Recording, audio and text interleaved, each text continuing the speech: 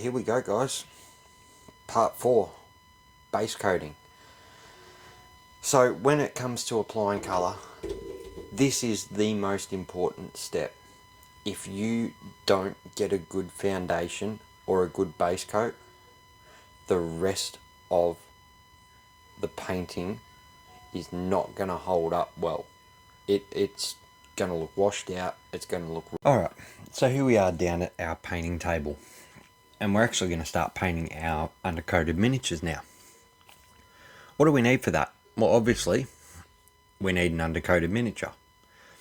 So here I've got an Assault Intercessor from the Space Marine range. Now, I know what colour I'm going to be painting him now, but you might not. And if that's the case, you can go over here to the Citadel Paint app, where you can actually pick by model or by colour the paints that you'll require for the scheme you want to go for. Maybe you like red, so there's a heap of red ones in there. There's dark reds, there's light reds, there's all different tones of reds. Green, yellow, list goes on and on. So, knowing what my Ultramarines are going to look like, I've got my paints. Now, these are normally set up in a triad like such. So we've got our base paint, which is our first colour that we're going to apply today, being our McCraig blue. We then have our first layer paint, which we can use as a thick highlight paint in Altdorf Garb blue. And then finally we have our fine highlight layer paint in Calgar blue. So today we'll get rid of these lighter two tones and we'll focus just on this one here. So what do we need? We need to get our paint on the palette. So make sure you give your pot a really good shake like that. If it's been sitting for a while, you want to give it a fair 10-15 seconds, something like that. And then just take a good scoop of your paint out and put it onto your palette. In this instance, I'm using a wet palette. Just, you know, living in a land down under, everything's a bit warmer and it dries out. So the wet palette just helps me extend that drying time a bit. So I've got a really good scoop there. I brought my water over. I'm going to now add about a brush load of water there, and I can feel under my brush that feels super thick still. So I'll add just another half a brush load, something like that. Still feels a bit thick, and as I draw it out there, I can see that it still sits a bit high and leaves a few brush marks. So I'll add a little bit more water there. And I feel like I've possibly got that to a good sweet spot now. So if I draw a line, I can draw a fairly fine line, even though this is a thick brush, but I can draw it out and it's not leaving any ridges or bumps when I do that. So I'm pretty happy with my paint. Now this is where a lot of people go wrong with base coating. They've got paint on their brush, they've got their model, and they're about to go all over it. But you've got a lot of paint on this brush. So wipe some of it off, wipe as much off as you can, come over and bring your water pot in, and give your brush a good wash now. So we've now got a nice clean brush. We'll bring some paper towel in, dry it off so we're not adding too much more moisture to our paint. Get it to a nice point. Now, we can pick up our paint, but you don't want to just straight into the paint and load it up like you just had it, because there's way too much paint there. What we'll do, we'll take about a third of the tip of our bristles and just load that up with paint. So you can see there how much bristle and how much paint I actually have sitting on the end. That's about right. As we get to painting, you'll see that the paint will start working its way up the bristles towards the ferrule, and that's okay. If you find that it gets too overloaded, you can just repeat this step, wash it out, and start again. But for now, this is perfect. So the next big thing, we're going to start layering and applying paint to the model. So we just want to come in with some decent brush strokes, decent smooth brush strokes. The longer the better. This won't cover in one complete coat. It will require 2 coats, no matter what you do, no matter what colour it is, unless of course it's black over black, where you can get away with one. But pretty much any other colour, you will need to put 2 coats on, because as it dries, it will look a bit patchy and thin. So we'll start putting that on our model, trying to draw that paint out and draw those brush strokes out. Now, for the purposes of showing you, I've started out here to make it simple for teaching. But the best place to actually start base coating your models is just outside the deepest points. So for example, in between the backpack and the shoulder pad there. If I start there and then I work my paint into those crevices and into those deeper points and start pulling it out from there, that really is the best spot to start. Whenever you paint a model, it's always best to start in the deepest, hardest to reach places first. So we'll just continue on doing that across all the model. Make sure, again, it doesn't have to be perfect. So you can already see that it's starting to look a little bit blotchy and patchy on that shoulder pad. And we want that to happen. That means that we're not clogging up the details and we're not ruining our model. We're leaving a nice thin veneer of that paint on the surface. So just work your way around. As you feel the brush starts to get a bit dry and doesn't spread much paint, just do what I'm doing. Dip that tip in. Just that tip. Pick up a little bit more paint and keep going. So I'm going to go ahead and get the rest of this model quickly base coated now. And then it's going to have to sit to dry. It's going to take about 5 minutes or so to completely dry. So we'll cover everything on that model, right down to the feet, down the bottom, down here. We won't put any paint on the base. There's no need to put paint on the base yet. But we'll get our whole model covered and we'll come back and show you what it's like after a full first coat. Alright, so here we are. We've got our first base coated model. This is another member of the squad from the first guy. But as you can see here, it's very, very patchy, especially on the legs, down the chainsaw, that shoulder pad. So we're actually going to go through and give this another coat of the same paint. Maybe you've stepped away, something like that. So there's a good trick here to get your consistency just right again. As you can see, I've already done it here. But that's to take your brush and use just the tip of your brush and draw a line across your thumb until it feels like it's starting to dry out. If you can draw from one side of your thumb to the other, then that's a good sign. If like this, you get a short line and you start feeling it to dry out, you just need to add a bit more water to it and get it to that consistency where you can draw a line right across your thumb. Now, one thing I didn't talk about before was our push-pull method. So we want to push our brush in and pull the paint out. This will help prevent pooling on the details. We only want to use a very small amount of paint. We don't want to clog up those details. So for example, I've got down the bottom of this leg here, I've got a couple of lines there. So by the push-pull method, It doesn't mean push it to the bottom and pull it up like that, because you can see there's just a big dollop of paint sitting on the bottom there that I've now got to spread out to get it nice and smooth.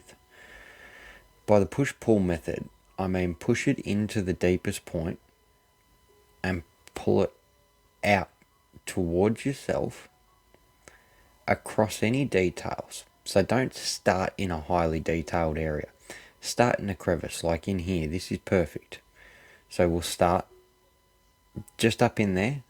We know there's a detail just there, so we'll start there and we'll pull it out. And then, as our brush starts to lose a bit of paint on it, we can go back into those areas with some finer details. And we can use just a slightly drier brush just to cover those areas. So what I'll do, I'll shoot back off camera again now. I'll quickly finish this one off and we'll see where we're at. Okay, so we come back, he's all dry now and he's starting to look pretty good. But what we're going to do, we're going to start blocking in some of our other colours. So there's a couple of tricks here.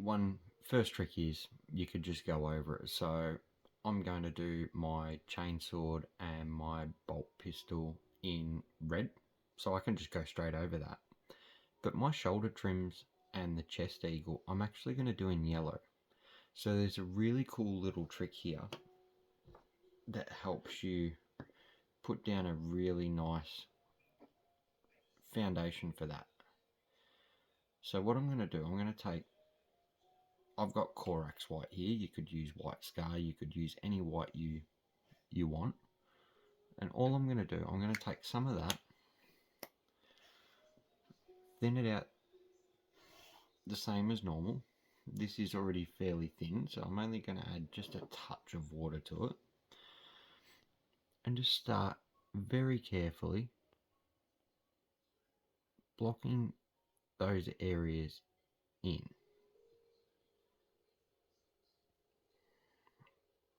Just like so.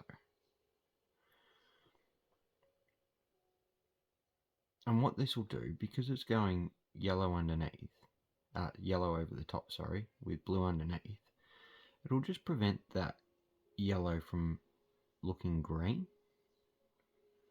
So we'll just take this right around. We'll do our chest eagle as well, and we'll come back once we've got our foundation down for our yellow. Alright, so we've got our white down and it's drying for our yellow. So what we'll do, we'll grab some Mephiston red now.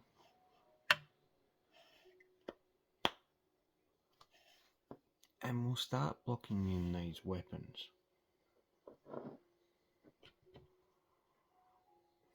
So with the chainsword, we're going to focus mainly on the casing area.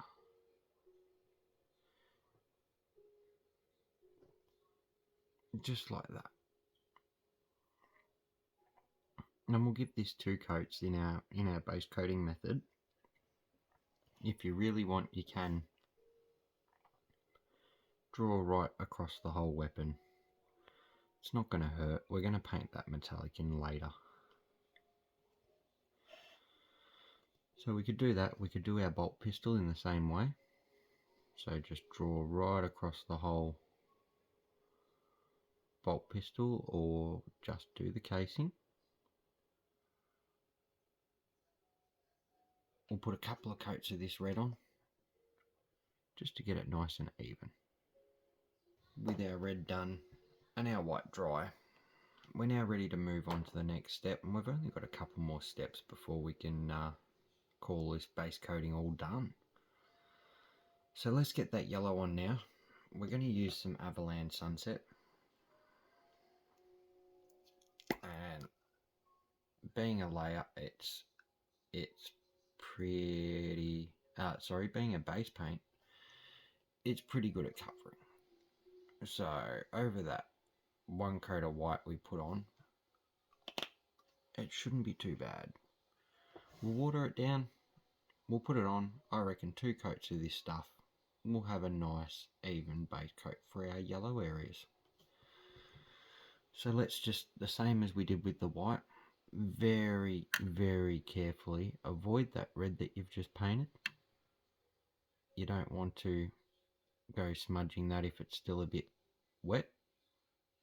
The beautiful thing about doing it this way, we don't have to wait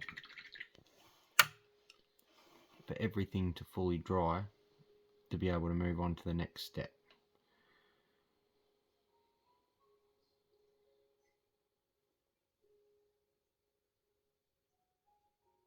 So while the white was drying, we could move on to the next step and do our red. Just take your time, don't try and rush this.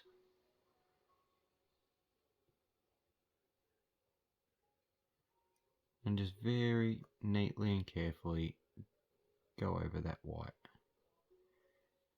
Now if you do happen to slip up and accidentally get it on your blue, that's okay. There's two ways to fix it. First is just to wash your brush out and just with a damp brush, not soaking wet, just damp, just sort of wash over that area and spread that paint out. Now if you find it stains a little bit or leaves a mark behind where you've done that, especially being two opposing colours on the colour wheel like yellow and blue, what you could do is just bring your blue back and very carefully touch it up. See, I could see a little bit there that I've got on that backpack. So all I need to do to fix it is wash my brush out,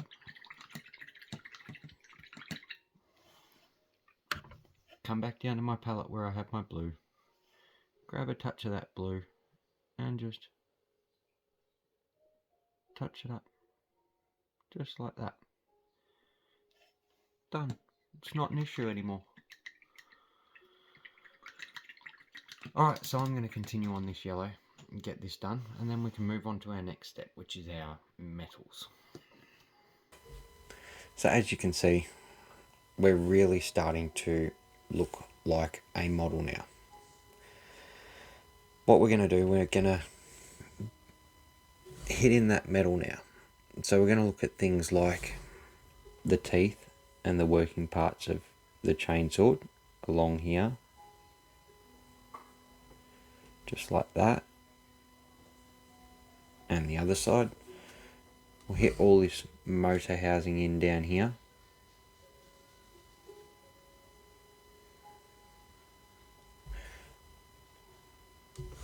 We'll also look at our bolt gun. So how do we want this to look? Alright, there is a line just here. So what we'll do, we'll work up to that line and just carefully pull away from it.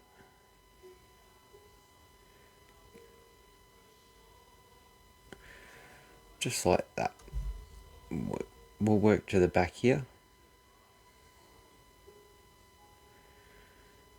and do that. When we get to a nice narrow point like this, we'll just take a little bit on our brush and just pull it through along the front of the hand. Push around that little knob that's on there, just like that. So other areas that I'm going to look at now is going to be these vents. Now I'm not doing the whole vent, I'm just going to do the outer edge of the vent, and especially around the front here. You can't really see it because it's hidden in behind a shoulder pad, but I'm just going to follow that line around. This side, you'll notice it, there's a line just in here, and I'm going to follow that line right around the model.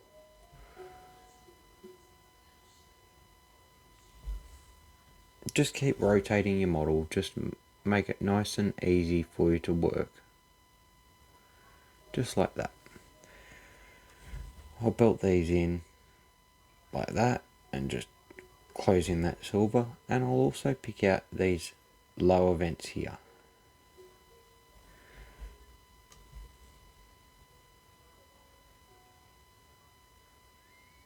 Just like that. Make sure we get in the front part there.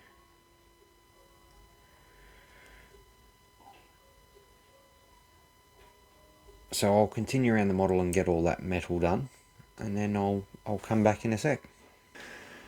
So we now have 4 good primary colours on this model that make it pop. But let's go with a couple of accent colours. So we're going to do our pouches here and here in Mornfang brown. We're going to do our grenades here and here, as well as the ribbing of the undersuit, which will be behind the legs, in the side of the torso here, quite often in the elbow joints there, just in here beside the stomach plate. We'll do them in black. So we'll go ahead and quickly do them now. Firstly with the Mornfang brown. So as usual, pull a bit out, get it to a consistency you like, that you're comfortable with. It flows well off the brush. And we'll just carefully paint these pouches and holsters. Just take your time. This is the beautiful thing about this. The model is now starting to come to life the more you add these details now. But like anything, it takes time. So we'll finish off this Mornfang brown on here and on this pouch just in here, and then we'll come back to you with the black. Alright, so we've done our Mornfang brown. We'll grab our Abaddon black now. Just mix it up as normal, just a touch of water in this.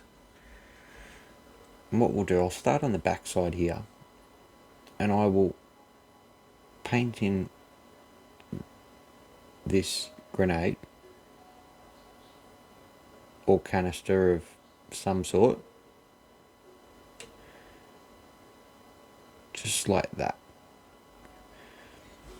And then what we can do, this is a fairly thin mix, as you might be able to see there, but it's going to be ideal for running into the joints of the armour. So we'll just carefully take our time around all that other stuff we've painted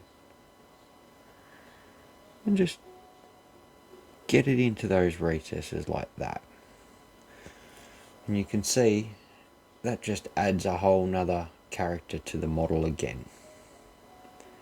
So we'll now look for another one. So we've got just in here, you want to make sure you've got a nice point to the tip of your brush, and just use the tip of the brush to get in there and push it out to the edges of the detail. This is why working with a thinner paint to do this is often better, because you're able to almost let the paint just flow in and do its own thing naturally.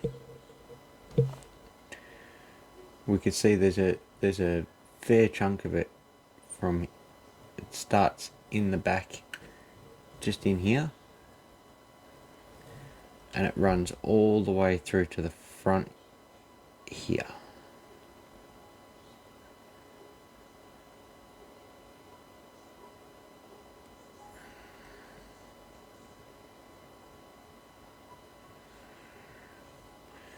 Just like that.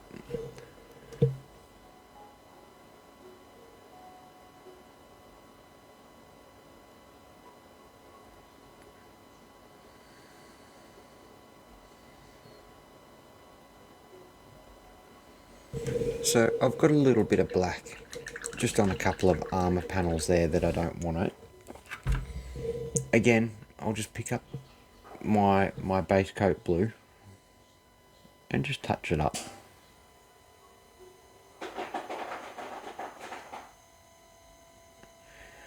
If you do it now as you're going, it's nice and easy to quickly fix it before moving on to the next steps of painting this model.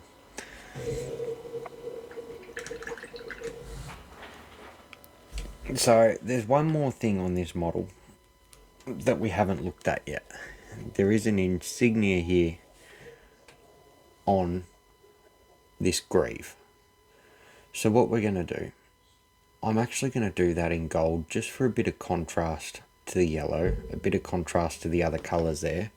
So I'll bring in some Balthasar gold. It's a nice darker gold. I don't want this to be too bright and overpowering. I just want it to be a subtle addition to the colour.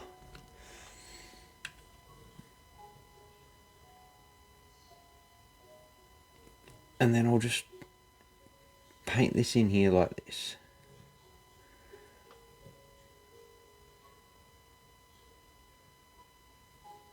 Just be very, very light and use the brush to do all the work here. Don't try and go pushing the paint in. Turn your brush on an angle and you use your brush on a 45-degree angle to just pick the top of it up. Because that's all you need to just break it up.